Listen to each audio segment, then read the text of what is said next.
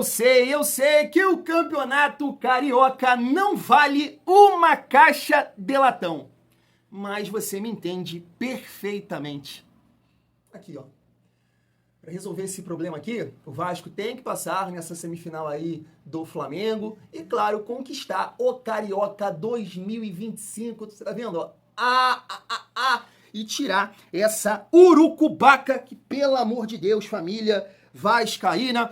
E eu entendo que Lloyd, Nuno e Garré vão ser importantes nesse sentido. Inclusive, trabalharam hoje no Engenhão com o Carille. Será? A gente tem aqui uma informação da Itatiaia para a gente debater o provável time do Vasco que vai encarar o Flamengo amanhã. Então chega aí, vamos falar também sobre o Palácios. Ontem a gente repercutiu aqui uma informação do jornalista Lucas Tanaka, que cobre o Atlético Mineiro, dizendo que o Palácio não quero jogar no Vasco não, hein? E o Paulo Brax está aqui trabalhando, mas o Vene Casagrande entrou em contato aí com membros da diretoria do Galo e o papo não é esse. Mas o Lucas Tanaka voltou com essa resenha e falou que é sim. Quer jogar ou não quer, família vascaína? Vamos falar também aqui sobre o Lloyd Augusto. A gente comentou agora no início do vídeo. O GE fez uma entrevista com o personal que ele está trabalhando aí nesse momento, né? Porque ele está uma semana resolvendo aí essas questões. Turquia, foi para Portugal, documentação, chegou no Brasil, registrou no BID. Mas segundo o personal, ele está bem para jogar. O canal Detetives Vascaínos também entrou em contato com o Alex e novamente falou desse atleta. Chega aí que eu vou te contar o que o Alex falou. E claro que a gente vai trocar uma ideia aqui sobre a entrevista do Pedrinho a Aline Nastari, da TNT Sports, né? Falando sobre a situação do Nilton Santos, colocando dele na reta aí pelo Vasco, família vascaína, e também falou sobre o Lloyd Augusto. Então chega aí que a resenha tá show de bola, compra o seu gelo logo aí, porque amanhã promete, família vascaína. Mas antes, deixa eu te pedir aquela moral. Se não for inscrito aqui no canal Vasco em Família, se inscreve, deixa o like e ativa o sininho para não perder os próximos vídeos. Vamos seguir a nossa resenha e falar sobre a segunda fase da Copa do Brasil, porque o árbitro tá definido, tá aí. Anderson Daronco será o árbitro de Nova Iguaçu versus Vasco pela segunda fase da Copa do Brasil. O jogo ainda não tem data e horário confirmados oficialmente, mas deve ser na próxima quarta-feira, dia 5, às 9h30. Foi isso que eu comentei com vocês, porque inclusive tá lá no Google, né? Claro que tá a confirmar, mas eu falei, deve ser, né, entre os dois jogos aí, né? O Vasco joga agora contra o Flamengo, Copa do Brasil, e depois fecha no Maracanã contra o Flamengo. Poderia ser um tempinho mais pra frente, né? Para os jogadores que estão chegando aí, entrosar com o elenco, condicionamento e tudo mais. Principalmente, eu entendo que o Garré, né? Porque a última partida dele foi em dezembro. O Lloyd ainda estava em atividade, o Nuno Moreira também. E esses jogadores, eles vão ser muito importantes. Família Vascaína é a mesma resenha, né? Eu sou repetitivo nesse sentido. Porque, assim, o time que a gente enfrentou, o União Rondonópolis, pelo amor de Deus, né? É um time, assim, com todo respeito aos atletas, de várzea, né? Mal preparado fisicamente, tecnicamente, sabe? Horroroso. De repente, se o jogo fosse na casa deles, poderiam até dificultar um pouco mais, como o Tocantinópolis, né? Dificultou lá um pouquinho pro Galo. Teve um pênalti lá meio maroto, né? Aí o Galo abriu o placar, mas foi 2-0. E o Cuca mesmo falou, não, um jogo difícil, esse tipo de jogo aqui é complicado. Mas como eles levaram pra Cariacica, sinceramente, né, assim, chuchu no mel. Sei que o Vasco teve ali uma dificuldade no primeiro tempo. Agora, contra o Nova Iguaçu, no Nilton Santos, irmão, não dá pra jogar essa bola que você tá jogando, né? Que o Vasco tá jogando. Ah, Thiago, tá exagerando, Nova Iguaçu. Não estou, família vascaína. O Vasco tem que praticar o futebol que o mundo pratica. E aí você precisa ter o Lloyd, você precisa ter o Garré, você precisa ter o Nuno. Jogadores com drible, com velocidade na frente, pra aproveitar o Felipe Coutinho, melhorar o rendimento do Piton, dos jogadores de meio campo. A defesa não sofrer tanto como vem sofrendo, né? Os times vão marcar pressão o Vasco, né? Porque sabe que não tem ninguém pra atacar o espaço lá na frente. Então, assim, espero que esses jogadores possam, o mais rápido possível, ter um entrosamento para começarem jogando, porque além dessa decisão aí contra o Flamengo, é um jogo difícil sim, contra o Nova Iguaçu, porque nessa fase também, me corrijam aí se eu tiver errado, mas nessa fase o empate vai para os pênaltis, não é isso? Então, seguindo aqui a nossa resenha pra gente falar sobre o Palácios, informação do Vene Casagrande. Tá aí, ó. Ao contrário do que foi noticiado ontem em alguns lugares, não procede que Palácios não quer ir para o Vasco. Pelo contrário, o jogador e o time carioca têm um acordo desde quarta-feira passada. Ele ainda não foi liberado pelo Atlético por conta das finais do Campeonato Mineiro. Um dirigente mineiro disse isso ao Vene Casagrande e terminou me questionando: se algum jogador se lesionar, o que eu faço? Precisamos tê-lo aqui. Em março, se o Vasco ainda quiser, a gente libera. E aí, só para complementar, o Lucas Tanaka voltou, né, a bater na informação que ele tem, tá aqui, ó. Lucas Tanaka fala sobre Palácios. Existe um processo de convencimento. Palavras do próprio jogador. Palácios gostaria de ficar no Atlético. Está mais adaptado a Belo Horizonte, mais enturmado ao elenco e gostaria de receber mais oportunidades aqui. Existe um processo de convencimento para ele ir para o Vasco, né? Então, isso aí, vamos ver. É isso, mercado da bola, né, tem um que fala isso, outro que fala aquilo, e a gente só vai ver de fato no final. A gente tem um caso parecido, né, que foi o Maurício Lemos, que no ano passado o Vasco tentou a contratação e o jogador optou por ficar no Galo. A gente não sabe a maneira que o Cuca enxerga o Palácios, se é interessante para o clube, para ele, no caso, né, ficar com o Palácios, é um jogador que ele entende que vai ter oportunidade, porque senão, cara, é uma burrice do jogador, do atleta, né? O treinador não conta com você, não gosta, acha que você não vai agregar no sistema de jogo dele, cara, tenta novos ares, né? E aí eu acho que o Maurício Lemos pode ser importante nesse sentido, né? E aí, Palácio, tal, vem pra cá, irmão, vai gostar do ambiente, do grupo e tudo mais, e é aquilo, família vascaína é um jogador que tem uma característica interessante pro atual elenco do Vasco, e aí você ganha possibilidades, né? Você tem o Lloyd Augusto e o Palácio com um perfil parecido, de velocidade, atacar espaço, e você tem o Garré e o Nuno. E é interessante que o Garré até se colocou à disposição do Carille ontem, né, na coletiva, falando que ele tá jogando pelo lado esquerdo, mas já jogou de meia. Eu tava vendo, cara, não vou falar o nome do cara aqui errado, eu tava vendo o Tá Na Área ontem, tava lá por lá o Grafite e mais um comentarista, eu esqueci o nome dele, vou falar o nome errado. E aí ele falou do Garré, que ele acompanhava já o Garré no Mundial Sub-17. E o Garré jogava de 10 na seleção argentina, mas já jogou de falso 9 lá na Rússia, pode jogar pelo lado esquerdo, então você ganha essas possibilidades aí que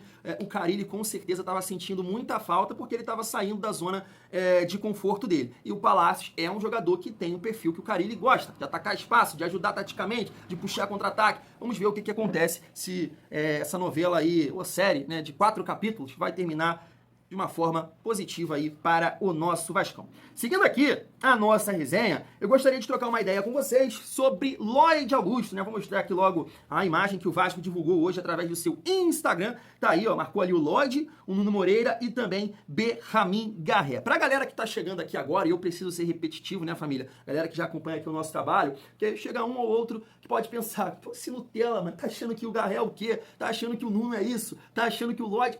Eu não acho nada, né? Eu só gosto de pontuar aqui que são jogadores que têm características que hoje fazem muita falta ao Vasco.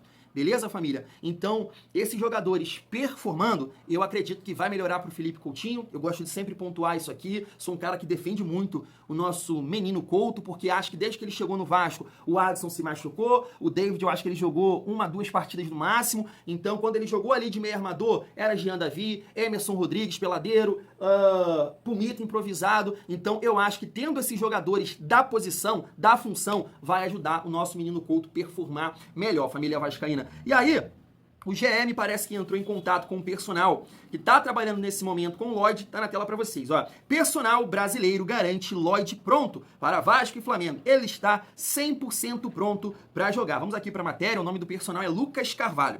Está com ritmo de jogo e fisicamente está muito bem. Se juntar com os treinamentos extras que fizemos.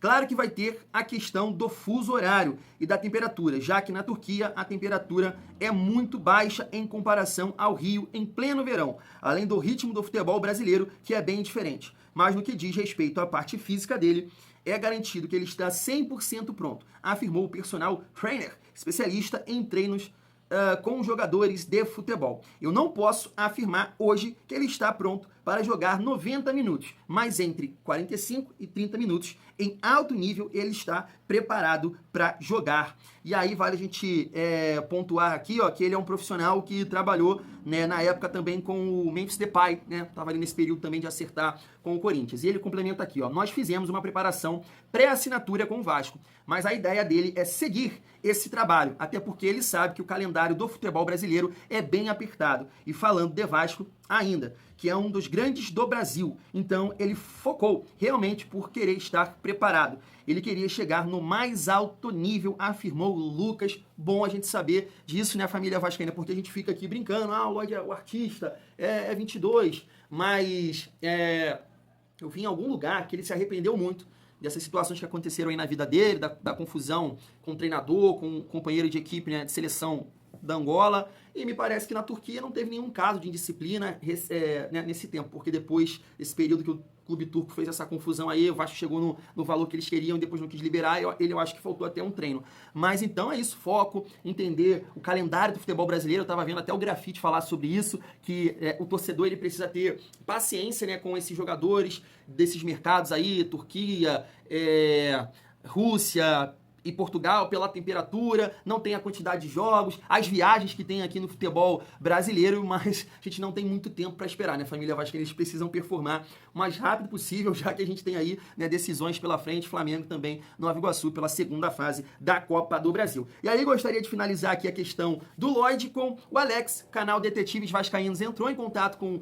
o Alex e ele falou novamente, isso aqui, ó, jogador de força e de boa velocidade, é a principal característica. Estava jogando bem lá, tem muita força e estava ajudando. Cara, que dificuldade que eu tenho para falar esse nome. Alanyaspor.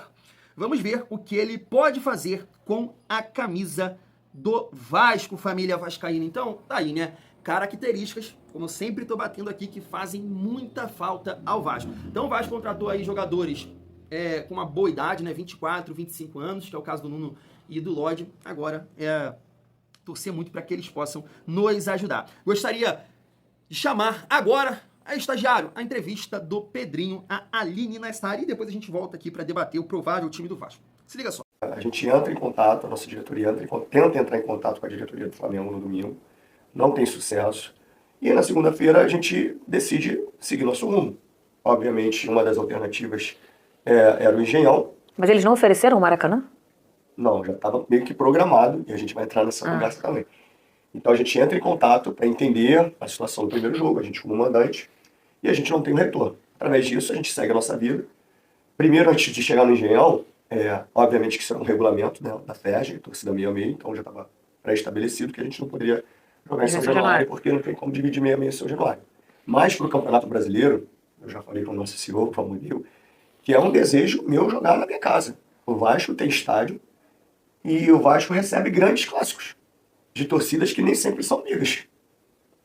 E os clubes conseguem chegar, os ônibus chegam com tranquilidade, não tem briga ao redor do estádio. Por que o Vasco não pode jogar certos clássicos em São Januário? Isso vai ser uma das minhas brigas, porque eu quero jogar em São Januário. Eu tenho casa para jogar, eu tenho direito de jogar ali. Nesse caso específico da FERJ, não, porque foi assinado um contrato que o estádio teria que ser meio a meio. E aí a gente solicita o Botafogo, porque tem uma boa relação com o Botafogo, todas as vezes que nós precisamos, a gente solicitou o Botafogo.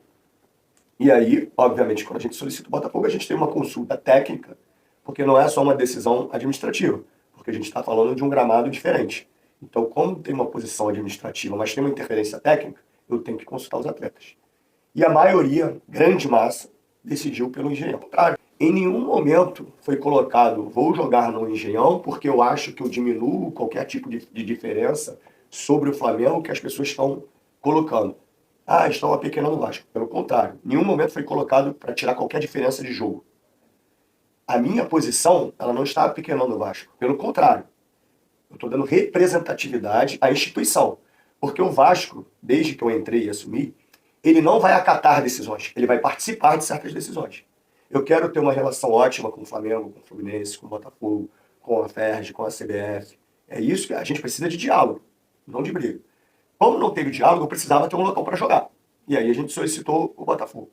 Quando a gente mandou ofício para a FERJ isso divulgado, já era tarde para qualquer tipo de outra situação, porque a decisão já está tomada. E para registrar também alguns pontos, quando a gente vai jogar como mandante no Maracanã contra o Flamengo, a gente só tem a nomenclatura de mandante. A gente não exerce nenhum processo de mandante. A gente tem um número de assentos de visitantes, vagas de estacionamento de visitantes, Vestiário de visitante. vestiários de visitantes. E o Flamengo, como visitante, ele tem os processos de mandante. Então, a minha equipe, ela se sente visitante no jogo de mandante. Então, o único ponto é que, assim, os meus jogadores precisam sentir que eles são mandantes do jogo.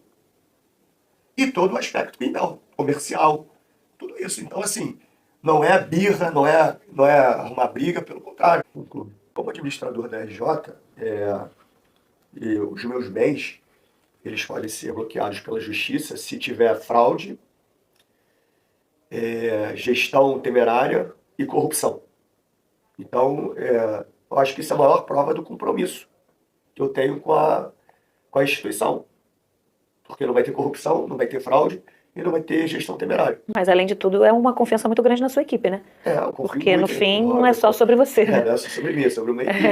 Mas é óbvio É arriscadíssimo. que quando os bens estão ali, mas eu acho que isso, obviamente, quem fosse o administrador e respeitasse a instituição e fosse uma pessoa séria, deveria fazer. Então, assim, eu acho que é o mínimo que eu tenho que fazer e por acreditar muito no que eu estou fazendo. É surpreendente o posicionamento do Lloyd, porque quando a gente chega no valor que o clube quer, que o clube deseja, obviamente o Lloyd já se sentiu um jogador contratado pelo Vasco, porque se não tivesse qualquer tipo de interesse na venda do Lloyd, obviamente o clube informaria que o atleta não estaria à venda.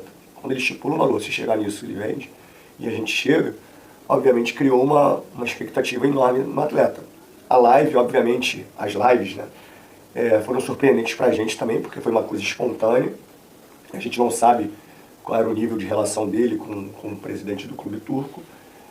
A gente, obviamente, fica feliz pelo desejo do atleta de vestir a camisa do Vasco, mas ao mesmo tempo fica preocupado com a própria situação dele lá, se o negócio não acontecesse. Mas ele foi muito corajoso, assim, e isso fez com que a gente se empenhasse ainda mais na contratação dele, porque a gente viu realmente o desejo dele. Quando eu falei com ele por uma chamada de vídeo, que eu comecei a falar do Vasco, ele tímido, de cabeça baixa, com Jesus na boca de canto, assim, canto de boca, né? E eu perguntei, por que você tá rindo? Eu tô falando. Ele, porque eu conheço o Vasco. E ele falou, conheço o Romário, conheço o Edmundo, conheço... Foi falando a história do Vasco. Então, assim, isso já é muito importante, né? O desejo de vestir a camisa do Vasco. Mas também, obviamente, a contratação foi pelo que a gente percebeu da entrega técnica dele. Tá aí. E aí fica a pergunta. Tem necessidade de chilique? Não tem, família vascaína. Tá aí uma boa explicação. Eu não vou me alongar nesse assunto do Nilton Santos, porque, olha, foi a semana inteira falando sobre isso, né? Em relação ali ao Lloyd Augusto, bacana. Eu espero que o Vasco, né, tenha êxito aí nessa contratação, que o jogador possa performar. E o outro papo, né, é o Pedrinho, né, dando ali como garantias, né, os seus bens em relação a essa recuperação judicial aí do Vasco. Eu não tenho muito conhecimento para falar sobre isso, é aquilo que eu venho sempre falando aqui com vocês em relação ao Pedrinho. De fato, eu não tenho conhecimento se ele está fazendo um grande trabalho. Dou até o exemplo aqui, né, do último candidato que disputou com ele, que foi o Levin esse ano. Será que se o Levin estivesse na cadeira, o Vasco poderia estar numa situação melhor? Eu não sei. Se hoje o Pedrinho exerce a função, a gestão dele, no caso, né, de um modo geral, é um time com competência.